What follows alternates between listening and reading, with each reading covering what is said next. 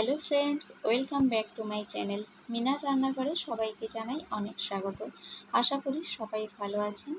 আজ আমি আপনাদের ব্রেড স্যান্ডউইচ বানিয়ে দেখাবো কোনো রকম মশলা ছাড়াই কম সময়ে ঝটপট বিকালের জলখাবার।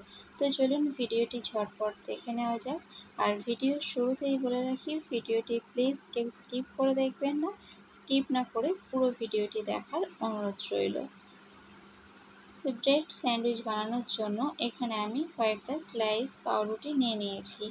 আর এই যে পাউরুটির চারপাশের যে অংশটা, এটা আমি একটা ছুরির সাহায্যে কেটে নিচ্ছি। সবগুলো পাউরুটি আমি একই রকমভাবে কেটে নেব। আর যে উপকরণগুলি আমি নিয়েছি সেগুলো দেখিয়ে দিচ্ছি।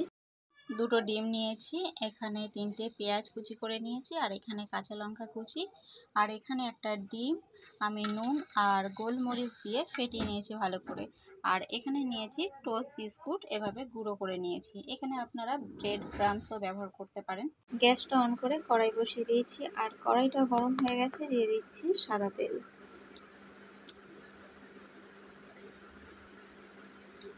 সাদা তেলটা গরম হয়ে গেছে, আর এরপর দিয়ে দেবো কেটে রাখা পেঁয়াজ কুচি আর লঙ্কা কুচি। এতে আমি কোনো রকম মশলা ব্যবহার করব না। এটা একটু নাড়াচাড়া করে এর ভেতরে দিয়ে দেব স্বাদ অনুযায়ী নুন।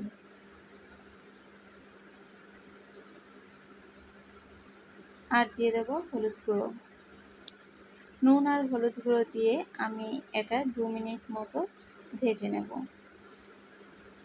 তো 2 মিনিট মতো ভেজে নিয়ে তারপর একটু সাইড করে রেখেছি, আর মাঝখানটাতে আর একটু তেল দিয়ে দিয়েছি, আর এর উপরে দিয়ে দিচ্ছি নুন। আর এর ওপরে, এই তেলের ওপরে আমি 2টো ডিম ফেটিয়ে দিয়ে দিলাম। ডিম দুটো দিয়ে এবার খুন্তি দিয়ে আমি একটু নাড়াচাড়া করে নিচ্ছি। ডিমের ভুজিয়া যেরকমভাবে বানাই, তো সেই রকমভাবেই এভাবে আমি খুন্তি দিয়ে চেপে চেপে ডিমগুলোকে টুকরো টুকরো করে এভাবে পেঁয়াজ আর কাঁচা লঙ্কার সাথে ভালো করে ভেজে নেব। তো দেখুন, এটা ভালো করে ভাজা হয়ে গেছে, আর এরপর আমি এটা একটা পাত্রে তুলে নিচ্ছি।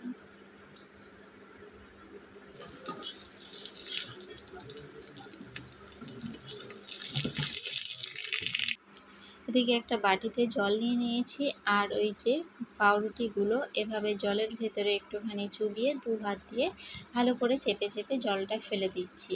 তো প্রত্যেকটা পাউরুটি একই রকমভাবে আমি জলের ভেতরে ভিজিয়ে চেপে চেপে জলটা ফেলে দিচ্ছি। এতে করে পাউরুটিটা অনেক নরম হয়ে যায়, আর এটা ভাজ করতে অনেকটা সুবিধা হয়। আর এটা না ভেজালে ভাজ করতে গেলে কিন্তু মাঝখান থেকে ভেঙে যাবে। আমি একটা পাউরুটি নিয়ে তারপরে যে ডিমের যে ভুজিয়াটা সেটা মাঝখানে দিলাম, আর এবার আঙুলে একটু ভিজিয়ে এই 4-5টা ভালো করে আমি একটু জল দিয়ে ভিজিয়ে নেব। আর এই 4-5টা জল দিয়ে ভালো করে না ভেজালে কিন্তু যখন এই মুখটা বন্ধ করা হবে তখন খুলে যাবে, ভালো করে আটকাবে না। তো ভালো করে এভাবে জল দিয়ে তারপরে এভাবে 2 হাত দিয়ে ধরে একটু চেপে চেপে মুখটা বন্ধ করতে হবে।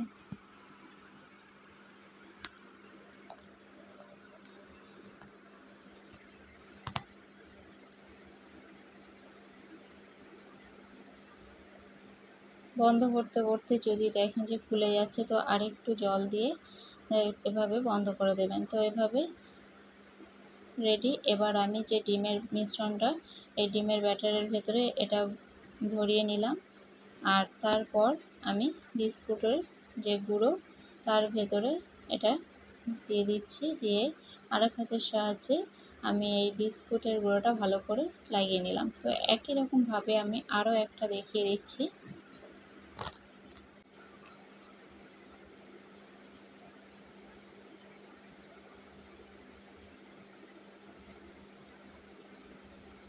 একই রকমভাবে আমি সবগুলোই এইভাবেই বানিয়ে নেব।